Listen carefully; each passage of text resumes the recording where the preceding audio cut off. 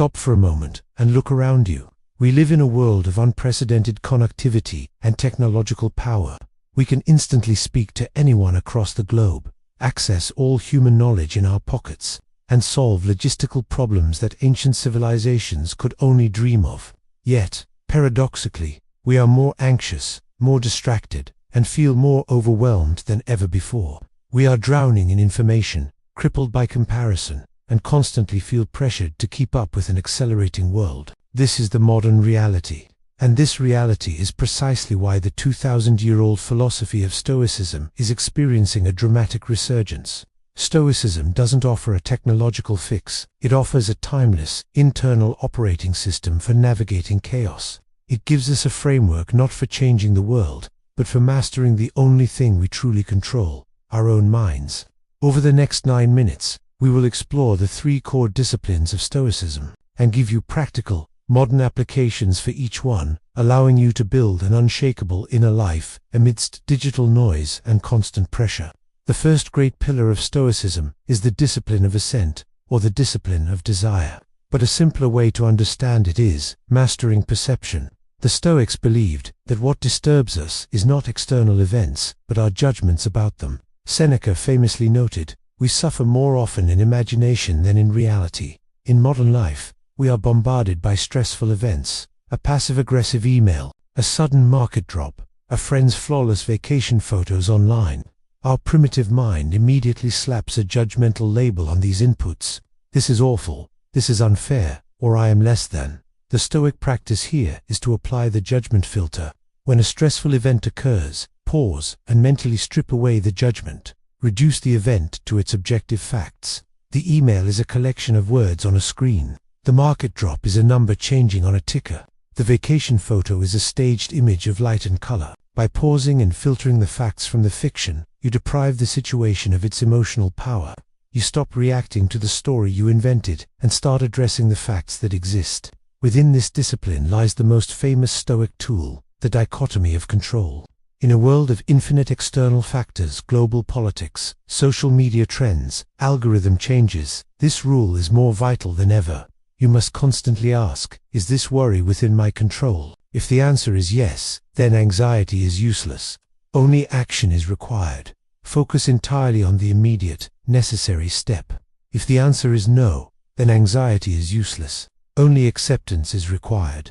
Worrying about an event you cannot change is like praying for rain in the desert. It only drains your energy and distracts you from the small actions you can take. Applying this filter ruthlessly is how you convert overwhelming stress into precise, focused energy. The Stoic practice of amor fati, or love of fate, is the ultimate acceptance hack for modern life. It's not about enjoying the sudden job loss, the unexpected medical bill, or the catastrophic tech failure.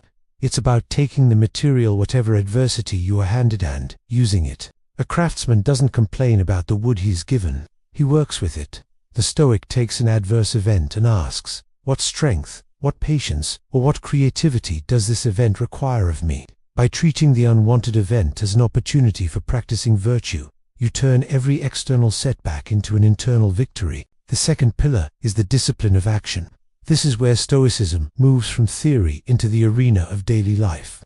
It is the practical application of virtue, doing the right thing for the right reason. For the Stoic, living in accordance with virtue is the only true good, and it's the only path to a fulfilled life. In modern life, the enemy of action is distraction and noise.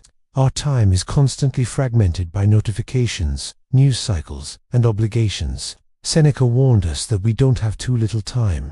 We waste a great deal of it. To apply this Stoic discipline, you must constantly return to the question, is this action serving one of my 4 cardinal virtues, wisdom, justice, courage, or temperance? If the task, whether it is checking social media for the 50th time, or getting drawn into a pointless argument, does underlined with virtue, it is a distraction, not an action. The modern Stoic must cultivate a deep and almost painful awareness of how they spend every hour, ruthlessly protecting their time for the essential. The discipline of action also governs how we treat others. The Stoics believed in sympathia, the interconnectedness of all humanity. In our polarized digital reality, it is easy to view others only as avatars or enemies in a comment section. Marcus Aurelius reminds us, We were born for collaboration, like feet, like hands, like eyelids. When you encounter rudeness, incompetence, or malice in the modern world, the Stoic pauses. They remind themselves that the person causing the difficulty is a human being operating under the mistaken belief that their action is right. You don't excuse the action, but you choose to respond with rational detachment and understanding, rather than reciprocal anger. This choice to act justly toward others regardless of their behaviors, the highest form of self-control. The final application of action is how we approach obstacles.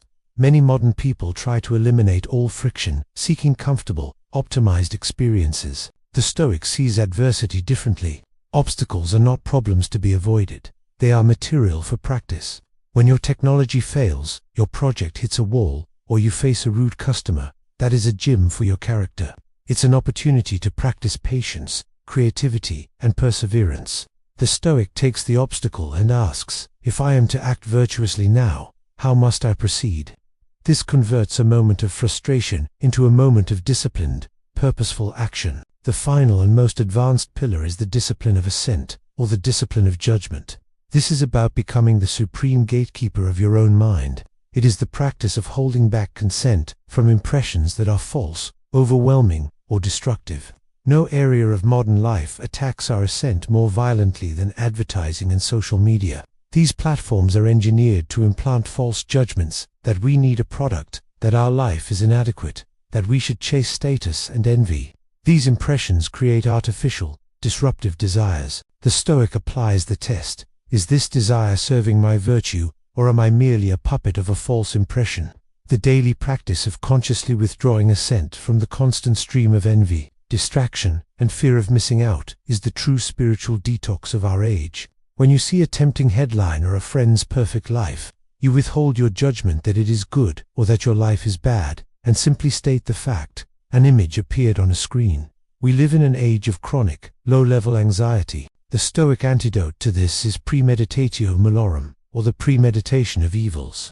Instead of constantly distracting yourself from your worst fears, you calmly and rationally confront them. Take your current anxiety, a possible job loss, a financial reversal, a health scare. Mentally walk through the worst-case scenario. How bad would it actually be?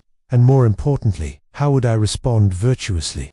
The Stoic practice does not bring about the evil, but it robs the anxiety of its power. You realize that you can endure even the most painful setbacks, and the present moment, which is likely fine, becomes less stressful. The promise of Stoicism in modern reality is not a life without external problems. The world will always be chaotic, loud, and demanding. The promise is the construction of an inner citadel, a fortress of the mind that is impregnable to these external forces. You apply the discipline of Ascent by separating fact from judgment. You apply the discipline of action by letting your conduct be guided only by virtue, and you apply the discipline of Ascent by withholding your consent from the flood of false, distracting, and destructive ideas. This is the work. It is a daily, relentless practice. But by committing to these three disciplines, you can live a life of profound tranquility, focus, and purpose, truly free in a world that constantly attempts to enslave your attention. Begin this work today.